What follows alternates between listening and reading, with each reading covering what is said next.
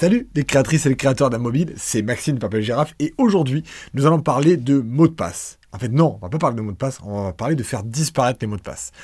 Il y a un an de ça, presque un an, Apple a annoncé le support à la création de ce qu'ils appelaient Passkeys, qui était le nom commercial pour Web Authentication, qui existait déjà auparavant et qui permettait de remplacer les emails et mots de passe des utilisateurs par, en tout cas les mots de passe des utilisateurs, par des fichiers de cryptographie avec des clés publiques et clés privées. Ça peut paraître compliqué comme ça, et on peut se dire que les utilisateurs ne vont jamais pouvoir gérer des clés publiques et clés privées, mais si c'est bien fait, et c'est ce qui est prévu, les utilisateurs n'auront pas du tout à les gérer.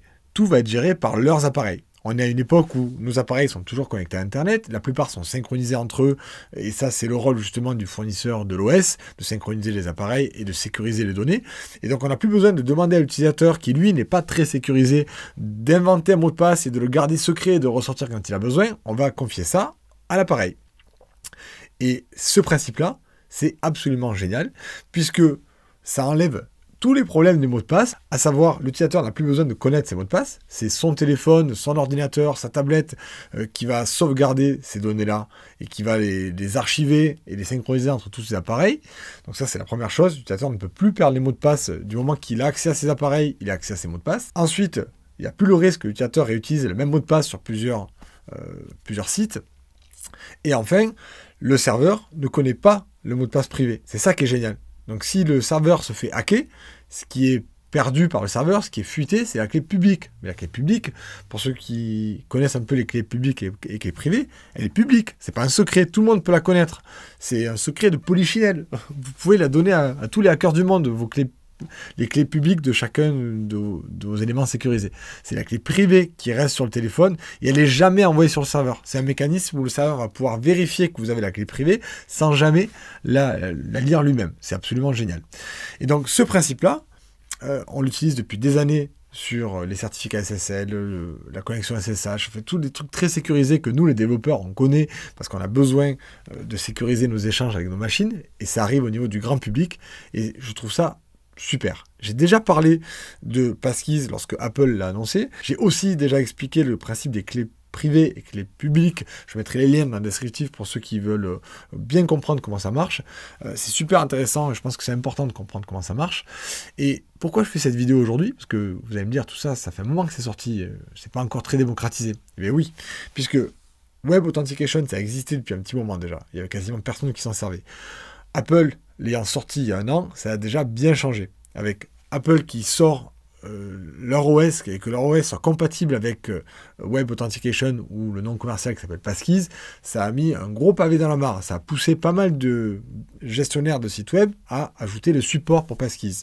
Et maintenant, on a une annonce de Google qui annonce que Google, le compte Google, peut utiliser maintenant des Passkeys et toutes leurs API sont disponibles aussi pour leur plateforme de développement à eux.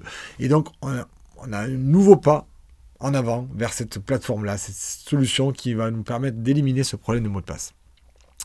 Donc je trouve ça extrêmement positif. J'espère que vous aussi, encore une fois, n'ayez pas peur du changement. Voilà, j'ai parlé de ça, de la peur du changement dans plein de vidéos ici.